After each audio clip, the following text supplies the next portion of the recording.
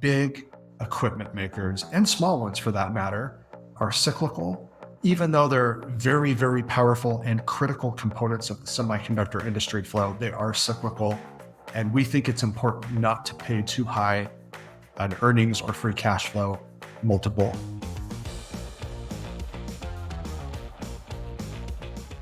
Hey everyone, welcome back to Chipstock Investor. Today we have a special episode. We're talking about Lam Research before their earnings come out on the 24th. We're just going to do a quick earnings preview on this company and discuss what we're thinking as we're going into that earnings report.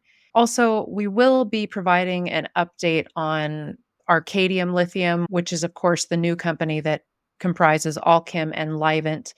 And we will discuss Albemarle as well after their earnings reports and when we find out a little bit more about what they're thinking about the true state of the lithium market. The lithium market has been ugly to kick off 2024. Spot prices for raw lithium continue to decline.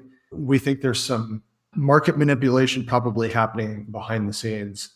But ultimately, all we're really looking for is continued profitability from both of those companies. So we'll circle back to those in video form.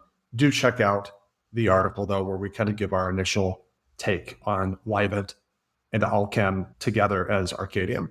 You can find that article on the community board, and you'll find a host of other articles that Nick posts on there as well. So make sure you have notifications enabled and check that community board frequently. Okay, let's dive into Lam Research. The memory chip market's been making a comeback. Is this helping out Lam Research, Nick? Financially, no, not yet. The stock price, yes, very much yes. It has been helping Lam Research. This thing really has been off to the races. We started selling off our stake in Micron last year. We took some profit off of the table on, again, an anticipated rebound in the memory chip market. No expectation that peak memory chip sales return in 2024. We're looking more like probably 2025, where peak memory chip industry sales, get back to those previous highs and then some. But on anticipation of that, again, this is, maybe ancillary to the AI story, this expectation that lots of more memory is going to be needed to store data for the training of AI, automotive industry needs, so on and so forth. We started selling Micron and we've replaced it with Pure Storage, ticker symbol PSTG. We've replaced it with Silicon Motion, ticker symbol SIMO, and a little bit of Lam Research, ticker symbol LRCX.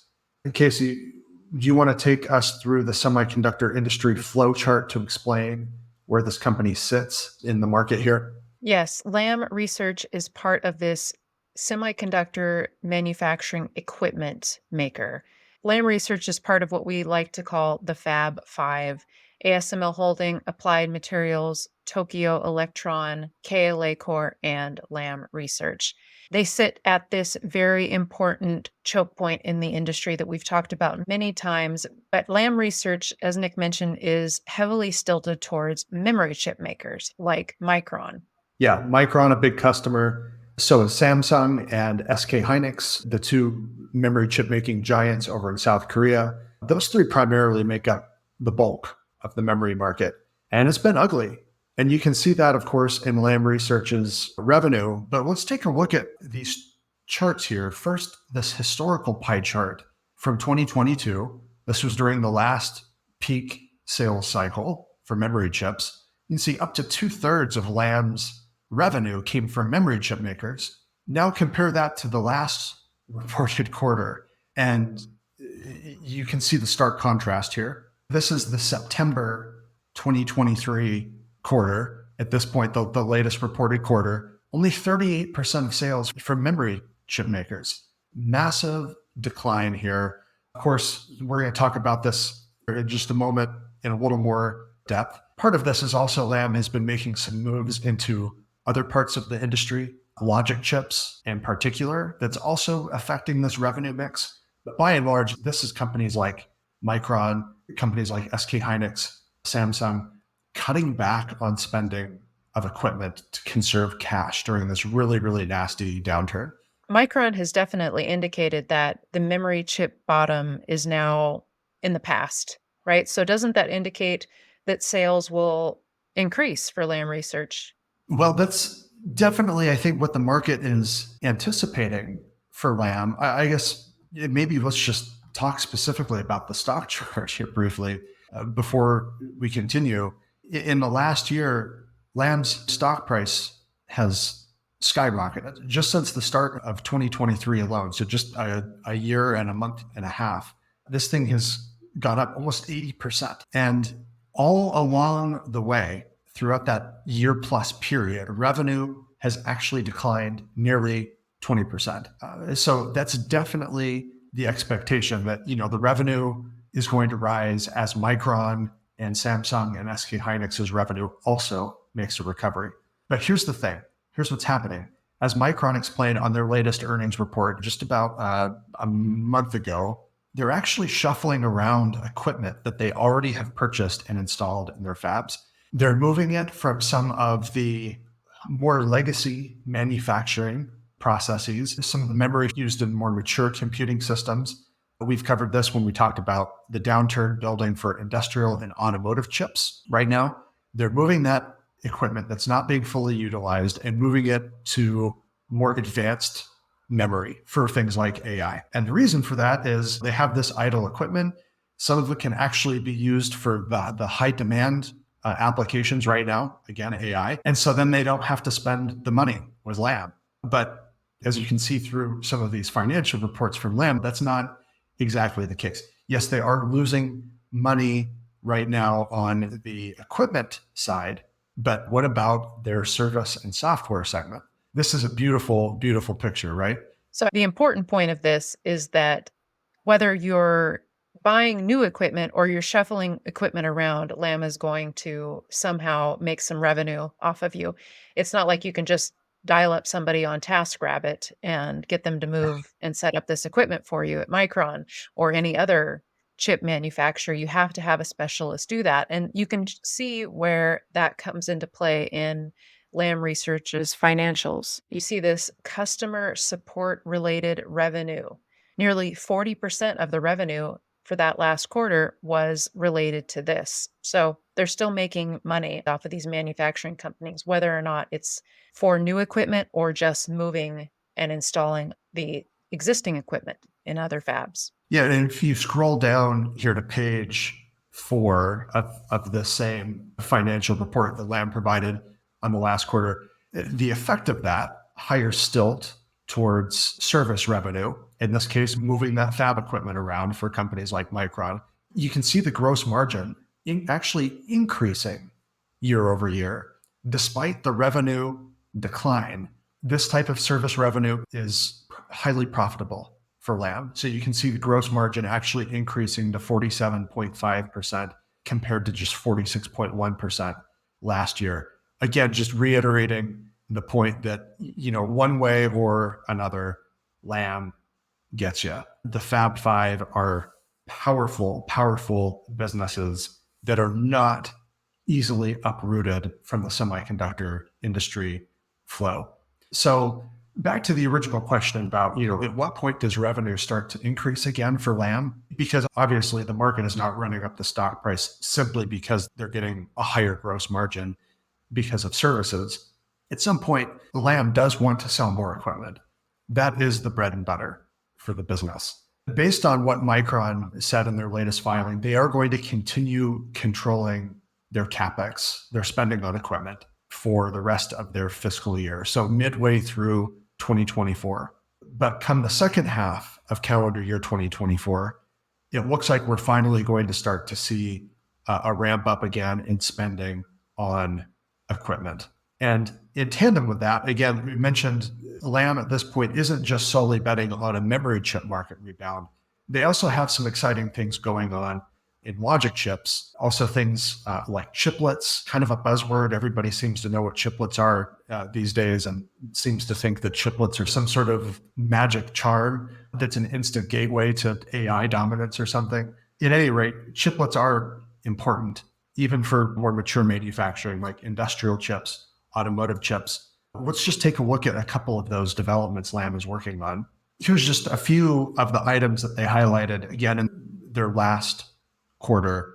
They talk about secular growth drivers from wafer fab equipment demand. Here on this slide, we'll specifically call out etch and deposition. These are crucial steps that happen as part of the lithography steps. The wafers are getting exposed to the lithography equipment from companies like ASML multiple times.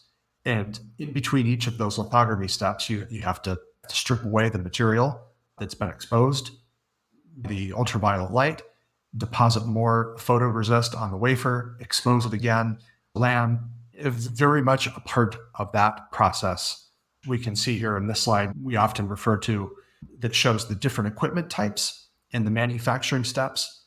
Lam Research there in green, so you can see them in the track clean, the various parts of deposition and etch. Very much a big player in this part of the industry. Let's talk about these next two slides here. This first one, addressing the limitations of scaling, talking about backside power delivery. Nick, what does that mean exactly, backside power delivery? Well, it's not chiplets. It's a little bit different. So chiplets referring to basically separating out typically the functions that happened on one monolithic chip, one monolithic die in the past, separating those different functions out into smaller pieces that are dedicated to just a single task.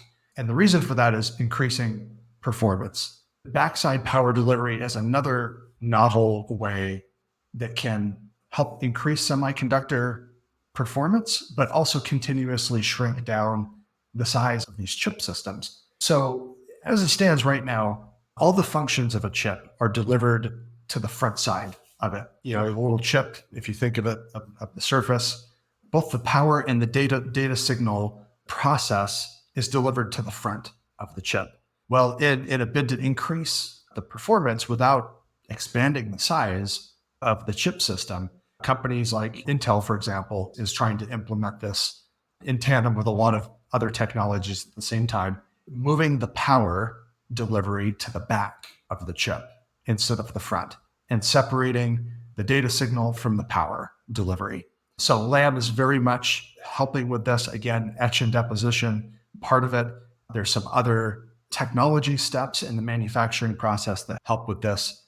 And so if this becomes a thing, if chip manufacturers like Intel are able to pull it off, Lam thinks that this is a $1 billion opportunity in addition to what they are already providing their customers. So a potential really big increase in revenue for them in the coming couple of years from this one.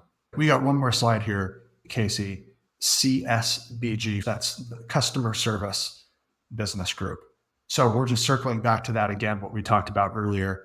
Some new stuff going on here as well from that customer service group that continuously increases Lam's addressable market. Yeah, they have the equipment intelligence expansion, basically software that helps customers resolve their performance issues, and then collaborative maintenance robot. This sounds really cool. This is a robot that helps at the semiconductor facility. It's actually already deployed into a production fab at one leading Lam customer, and it helps execute complex maintenance tasks. Cool stuff. Yeah, we get a lot of questions about robotics. A cobot is a robot that collaborates with a person, in this case, a chip fab. So Lam breaking into that market as well, finding obviously a use case for robotics in the fab, which are already pervasive, but pretty cool stuff going on at Lam as they try to expand the services and the tools available to their customers in the middle of a downturn, which is important because you want to be ready not after the next upcycle begins, but before the next upcycle. Again, this I think just feeds back into what the market is looking at for Lam Research and running up the stock price in response before revenue even starts to really recover in more robust fashion. So that brings us to the financial portion of this, Nick. What is the valuation of Lam Research with the stock price being run up almost 90% in 2023? Yeah, that's the rub right here, or right now, Casey, is the valuation price to free cash flow, Lam stock trading for just shy of 23 times trailing 12-month FCF and just shy of 26 times trailing 12-month price to earnings. We've talked a lot about this since we started the channel, but big equipment makers, and small ones for that matter, are cyclical. Even though they're very, very powerful and critical components of the semiconductor industry flow, they are cyclical. And we think it's important not to pay too high an earnings or free cash flow multiple. This popped up with Air Test Systems last summer. And the problem for Lam right now is this isn't exactly an egregious valuation, but as they continuously lap their last peak sales cycle, earnings and free cash flow will probably decline. And these multiples are going to, as a result, look worse than they do now before they start to look better. So you mentioned at the outset, Lam Research reports earnings on the 24th. If they report next week, we are not expecting a big jump in earnings for the company. On the contrary, they're going to report another sizable decline. And so this valuation is going to get uglier. So where does that put us? We've added Lam Research to our portfolio in 2023. Are we adding more if the stock drops? Yeah, I think we added 30% ago. It's when we pulled some money out of Micron and added to Lam. Yeah, I think we're looking for a pullback. And I think that's our expectation. I don't think they're going to surprise us too much on the next earnings report for the December 2023 quarter. So if they do surprise, it's going to be possibly on the outlook going forward. But our expectation, much the same what the company reported before, probably a bit of a rough first half of calendar year 2024 before things really, really start rocking again. So we're looking for a pullback. I think we'd be really ecstatic if it pulled back something like 20% at some point.